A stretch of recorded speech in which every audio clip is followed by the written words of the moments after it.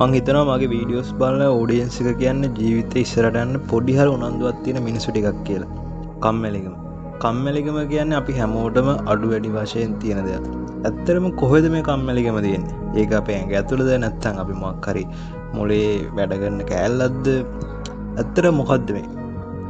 මම මේකට උත්තර හොයන්න ගොඩක් මහන්සි වුණා. මොකද කම්මැලිකම කියන දේ උඩරිම තියෙන කෙනෙක් තමයි මම මනෝවිද්‍යාව ගැන දෙනක එක ඩොකියුමෙන්ටරි කිව්වා, රිසර්ච් කරා, YouTube වීඩියෝ බැලුවා. මට ගොඩක් ක්‍රම හම්බ වුණා. ඒත් මට කිසි ප්‍රායෝගික මෙතඩ් එකක් හම්බුන්නේ නැහැ. අන්තිමට මං හොයන උත්තරේ හම්බුනේ බුද්ධ දර්ශනය තුලේ. මේක ගැන අධ්‍යයනය කරනකොට මට හම්බුණා අපි අපේ සුවපහසු කලාපෙන් එළියට ඇදලා දාන්න පුළුවන් ක්‍රමයක්. කම්මැලිකම කියන්නේ චෛතසිකය. රාගය, මෝහය, ක්‍රෝධය වගේ කම්මැලිකම කියන්නේත් චෛතසිකයක්. එහෙම නැත්නම් දර්ශනය ඇතුලේ මේකට කියන්නේ තීන මිද්දේ කියලා. මේකත් එක්තරා කුසලයක් අපේ සිතේ ඇති වෙන. දැන් ඉතින් මම මේ කම්මැලිකමට තීන මිද්දේ කියන වචනය පාවිච්චි කරනවා. මරණ සති භාවනාව. කම්මැලිකම නැති කරන්න මට හම්බුන හොඳම ක්‍රමය තමයි මේක.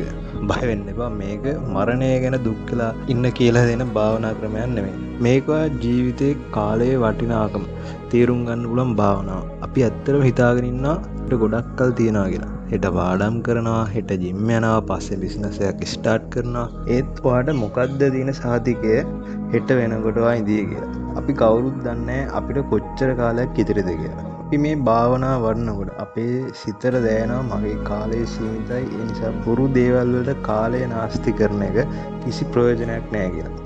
මේ සිතුවිල්ල ඔළුවට ගිය දවසේ ඉඳන් ඔයා වෙනස් වෙනවා. මේක දවසින් දෙකක් වෙන දෙයක් නෙමෙයි.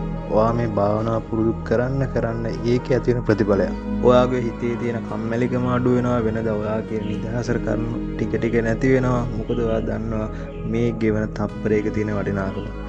මරණ සතියේ ප්‍රැක්ටිස් කරන කෙනා හැම දවසම තමන්ගේ හිතින් අහනවා අද මගේ අන්තිම දවස නම් මම මේ විදිහට කාලය නාස්ති කරනවාද කියලා.